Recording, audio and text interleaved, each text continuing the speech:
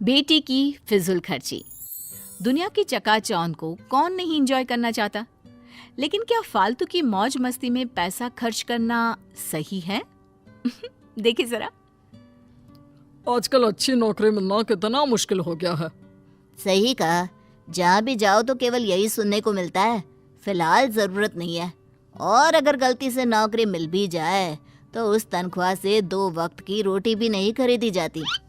हाँ यार, ऊपर से रोज सुबह शाम घर वालों के ताने सुनकर ही पेट भरना पड़ता है। अब तो तेरा खाना बिना घर वालों के ताने सुने बिना पचता भी नहीं होगा, हैं? क्यों, तेरे घर वाले कुछ नहीं कहते? कहते तो हैं, पर क्या करें, कानों को सुनने की आदत हो गई है। अच्छा, तुम्हें एक जरूरी चीज बताना तो भूल ही गया। कल ना मुझे कमल का फोन आया था। कौन कमल? जो उस मोटे सेठ के दफ्तर में काम करता है? उसने बताया कि उसकी फैक्ट्री में कुछ काम है, उसे आदमियों की ज़रूरत है और तनख्वाह भी अच्छी है, तो चलते हैं क्या? अरे वाह, पूरे दिन भर में अब कोई अच्छी खबर जाकर मिली है। अगर मैं अपने घर वालों को बताऊंगा तो वो लोग खुशी से झूम उठेंगे। तो फिर देर किस बात की, चलो सुनाते हैं घर वालों को ये खुशखबरी। थोड़े दिन बाद दोनों फैक्ट्री में जाकर काम करने लगते हैं और उनको वो काम अच्छा लगता है। शहर की बात ही अलग है। ये चमचमाती हुई सड़कें, गाड़ियों का शोर, आंखें खोल देने वाले नज़ारे। शहर की इसी चकाचौंध में लोग अक्सर फंस जाते हैं मेरे दोस्त, तुम ये मत करना। क्यों, शहरों में क्या खराबी है? हमारी सारी ज़रूरतों का सामान यहीं मौजूद है और मैं तो खूब पैसे कमाऊंगा और यहीं एक अच्छा सा घर देखकर अपने परिवार के साथ बस भी जाऊंगा। पर उसके लिए मेरे दोस्त हमें बहुत सारे पैसे कमाने होंगे, और पैसे कमाने के लिए हमें मुंह कम हाथ ज्यादा चलाने होंगे। ऐसे ही काम करते करते 2-3 महीने बीत जाते हैं। काम करते करते पता ही नहीं चला कब 3 महीने बीत गए। अब तो घर वालों की बहुत याद आती है। माँ सही कहा, कल माँ से बात हुई तो माँ भी यही पूछ रही थी, घर कब आ रहा है? क्यों ना हम 4-5 दिन की छुट्टी लेकर गांव हुआ है। और हाँ, उससे पहले एक दिन बाजार जाकर घर के लिए कुछ सामान ले आएंगे। गांव में तो आधा सामान मिलता है, आधा नहीं। और मैंने सुना है शहर के बाजार बहुत बड़े और सुंदर होते हैं। वहाँ तरह तरह की दुकानें होती हैं। ठीक है, कल छुट्टी की अर्जी देने के बाद बाजार चलेंगे। अगले दिन बाजार में अरे वो देखो, कितनी सारी दुकानें हैं, कितना सामान, कितनी बड़ी बड़ी दुकानें। अरे देखो तो कितना सुंदर लग रहा है। अच्छा, पहले वो सामान ले ले जो लेने आए हैं। हाँ हाँ, क्यों नहीं। फिर उस दुकान से शुरुआत करें क्या? नहीं, मुझे लगता है उस दुकान से, वहाँ से हमें सस्ता और अच्छा मिलेगा। और तुम्हें ऐसा क्यों लगता है? क्या वो दुकान तुम्हारे रिश्तेदार की है? नहीं, तुम्हारे। अरे दिमाग के पैदल इंसान, क्योंकि वहाँ पर ज्यादा भीड़ है और दुकान में डिस्काउंट का ऑफर चल रहा है। तुम्हें तो सब पता है यहाँ के बारे में। अब चलोगे भी? हाँ हाँ चलो। अरे बस भी करो, कितना सामान लोगे? चलो ना, उस दुकान में भी देखते हैं। सारा जरूरत का सामान तो हम ले चुके हैं, अब तुम्हें कौन सा सामान चाहिए?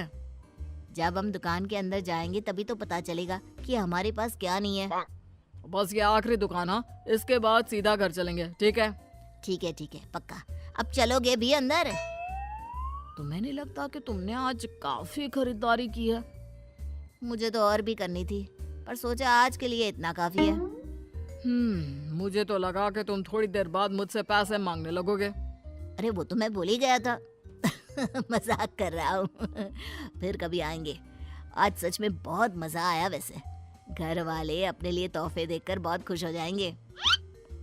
खरीदारी तो हो गई भाई, अब पेट में चूहे दौड़ रहे हैं, चलो कुछ खा लेते हैं।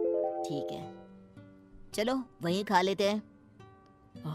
खाना कितना अच्छा था, मेरा तो पेट फुल भर गया है।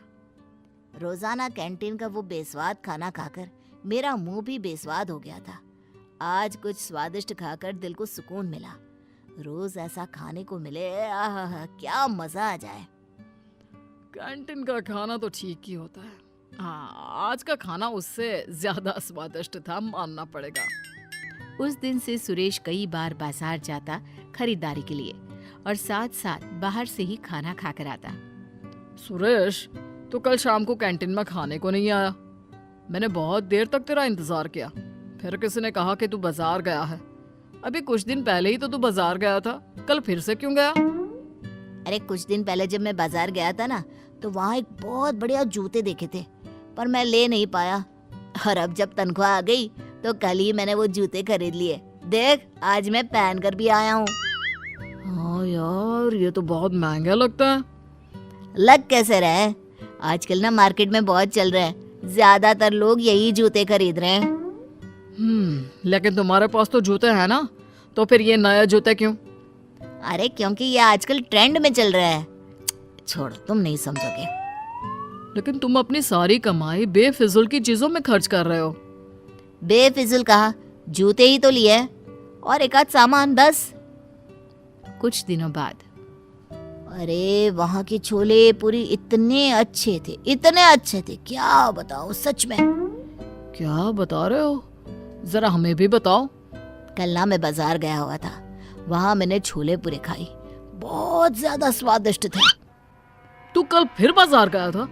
तुझे नहीं लगता तू कुछ ज्यादा ही बाजार जाने लगा है और बेफिजुल की चीजों में अपनी कमाई उड़ा रहा है? अरे तो फिर से शुरू हो गया। तुझे इतनी दिक्कत क्यों हो रही है? तू तो ऐसे बोल रहा है जैसे तेरी कमाई उड़ा रहा हूँ। अरे अपनी कमाई से तो खा रहा हूँ ना।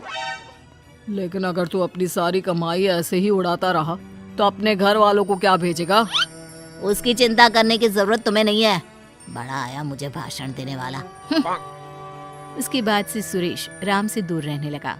कुछ महीनों बाद दोनों अपने घर जाते हैं। अरे तुमने सविता का घर देखा? उसने कितना शानदार घर बनवाया है। हाँ, मैंने देखा। जैसा मकान शहरों में देखने को मिलता है ना। मैंने सुना है उसका बेटा राम शहर में नौकरी करता है, उसी की वजह से वहाँ एक पक्का मकान बनवा पाए।